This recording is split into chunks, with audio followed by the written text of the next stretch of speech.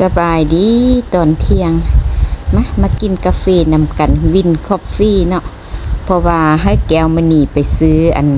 ขนมปังอบเกลืออยู่ซี่สวัสดิ์พุ่นก็เลยว่าถ้ากินมันก็เลยดุนเด้ขนมตัวนี้ไม่แก้วหมักฮานนี้คือว่าแซ่บแต่ว่าบ่ทันได้ซิมฮานอื่นลองเบิ่งเนาะฮานอื่นฮานได้แซ่บเม้นมาเด้อไม่แก้วสิซื้อมาซิมเพราะว่าหมักแต่ข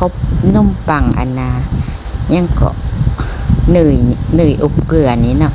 อันอื่นก็บ่กินปานได้เพราะว่ามันมีครีมไล่อันนี้กินคือสบายกินกับกาแฟกินละลากระแซบเนาะมื้อนี้จัดไป5ก้อนเจ้าของเพิ่นว่าเอาไว้ดุนบ่แซ่บว่าซั่นแม่แก้วก็เลยว่าอุ่นเอาเนาะอยากกินมื้อได้แล้วก็อุ่นมื้อละก้อนโดนได้ก็จังได้กินเทื่อนึงขนมปังนี่นะเพราะว่ามันอยู่ไกลแล้วก็บ่มีเวลาไปซื้อเนาะกัดคำได้ก็สิแซ่บคำนั้นขนมปังอบเกลือนี่นะแนวมักอันอื่นบ่มักปานใด